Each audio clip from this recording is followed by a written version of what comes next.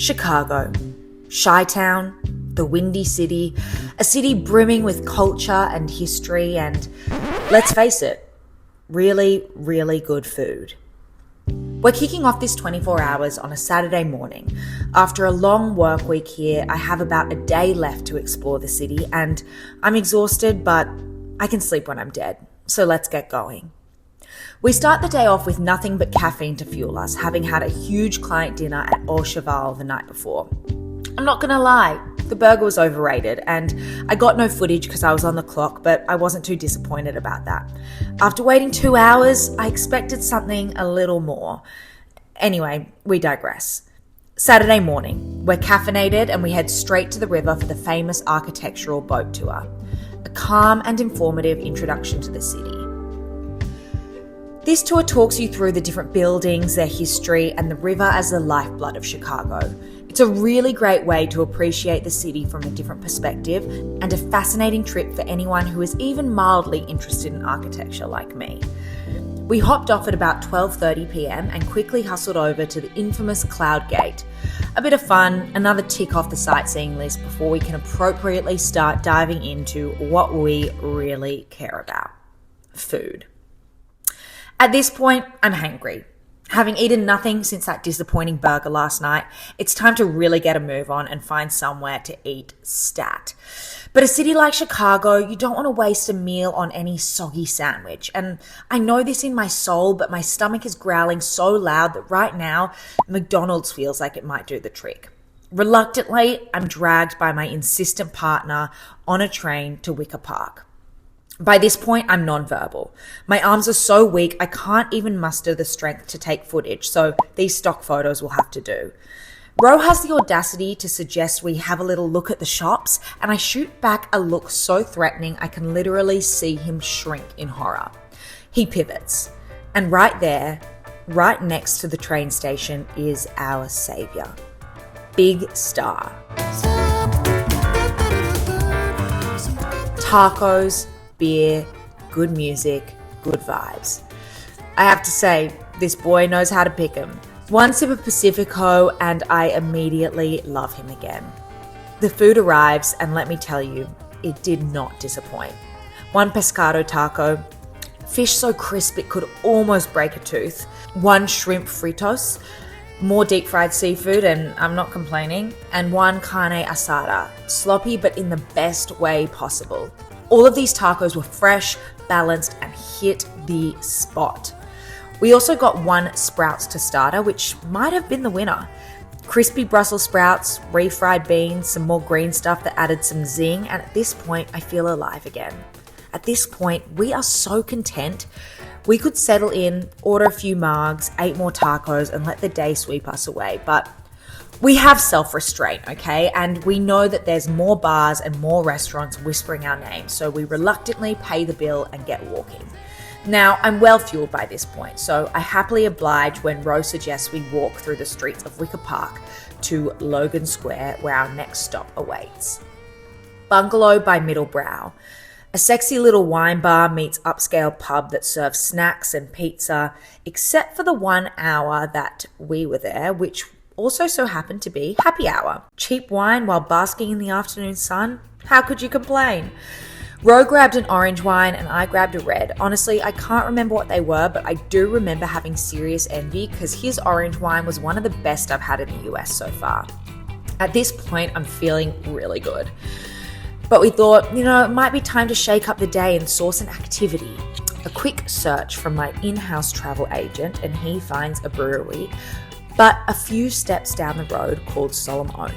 Now, I really liked this place. Everyone felt unbelievably nerdy and effortlessly cool all at once. 2 fruity beers, good music, a pool table for us to reignite some passionate competition in our relationship, and bartenders who laughed at my accent. I felt at home here, and it was the perfect pit stop before the main event. Now, this one was too far to walk, so we jumped in an Uber and made our way to Parachute HIFI. Look, our day had started early, and knowing that this was a first in, first served location and is Michelin star status, we were pretty happy to settle in while the sun was still up. And settle in we did. Parachute is run by a husband and wife team with food inspired by wife Kim's Korean American heritage. The vibe is immaculate and the music was perfect. Something I haven't mentioned is that Rohan and I went to Seoul a few years ago, after which I developed a very healthy obsession with makgeolli, a fermented Korean rice wine which claims to be both a probiotic and a prebiotic and low in calories. We dove in and ordered two. Ro got this little can, a Mac 8, and I went for one of the fancier, more expensive Hana makgeolli. We ordered an array of dishes to kick us off. And first was this tofu and rice pockets with enoki and an abundance of green onion. Really, really much better than you imagine this dish would taste. It looked impeccable and the sushi rice was cooked to perfection. The textural and flavor differences between the sweet tofu, the rice, the onion, the mushroom took this inari-inspired dish to the next level. Next, chicken karaage. Can't go wrong. Honey mayo, sweet and sour sauce, nothing to write home about, but all in all, super delicious. And how could it not be? Next, we got the tteokbokki pad thai with shrimp. Now, this was the kind of dish I got because it's interesting. It's a fun twist on the traditional tteokbokki, which is rice noodles rolled up to make these thick, juicy boys in a sweet and spicy sauce. This with shrimp, crushed peanuts, had a beautiful flavor profile and we polished it off in no time. And oh, hello. Wait a second, it looks like I've ordered another drink. This one was the Greek salad. Now, you may not know this yet, but I am a little for a dirty martini. So when you see one with a twist, including anchovies, pickled chili, and a whole lot of black pepper, you know you gotta get it. It was delicious, savory and interesting. Now, we thought we'd be satiated by this point, but we were wrong. And as a last-minute addition, we ordered the salmon nigiri with wasabi, cream cheese, and shiitake umami glaze. Perhaps the best thing we had all night. It was clean and insanely indulgent all at once. The cream cheese isn't the kind of thing I usually would be interested in my sushi, but I may be a convert because this slapped. Before we left, we thought, we might just go ahead and try one of the cheapest makgeollis. The $7 can. We might as well save a few dollars. First sip and we knew we had made a grave mistake. This was the kind of makgeolli I adore. Maku. Very murky, a little sweet, and honestly, perfect. We immediately finished it and ordered another. This is the kind of makgeolli that inspired me to start brewing my own in Australia, a dream which I'm still to live out. Around this time, the DJ started playing with the most immaculate tunes I ever did hear, and by the time we were leaving, I was definitely slurring my words, and I was oh so happy. A day well spent, we went to sleep very content and very satiated. 8 a.m. the next day, I wake in a panic.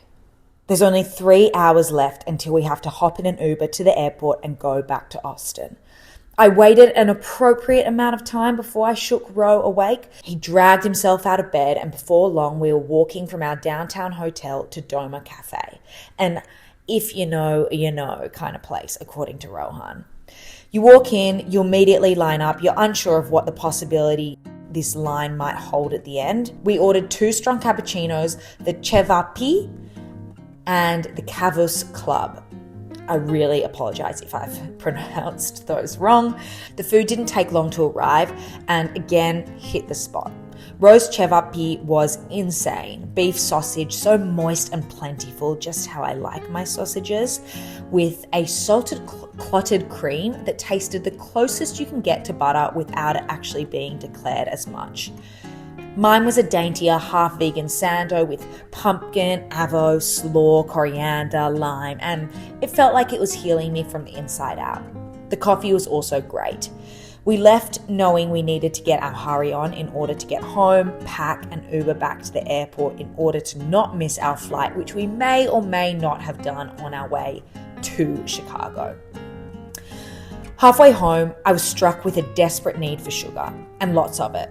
I convinced the more mature one of our duo to go to Levain Bakery, only a few blocks from where we were staying. Now, Levain Bakery, the name sounded familiar, but I don't think I quite realized how famous it was until looking it up after we'd eaten there. So we only got one cookie between us because we're not pigs, right? And me, at my last ditch weird attempt to be healthy, I ordered a vegan gluten-free cookie, the only one on the menu. A few disappointing stares from Rohan, and we walked from the shop, heads hanging low, Rohan pretending he's a celiac just to escape the judgment of doing such a thing. But look, one bite of the cookie and this cookie was phenomenal. I personally actually enjoy gluten-free desserts because I find them denser and I find them richer, and this cookie was really, really, really delicious. I'm sure the gluten-based non-vegan cookies are equally as good, if not better. But the point is, if this gluten-free vegan chocolate chip walnut cookie was good, I think they all would be. And that, my friends, is the end of our Chicago trip. It did not disappoint. It was fun, it was food-fueled, it was cultural, and all in all, it was an epic city. It's actually the first city we've properly traveled to since landing in the States, but there are many, many more to come, so sit tight, and I'll be reporting back soon.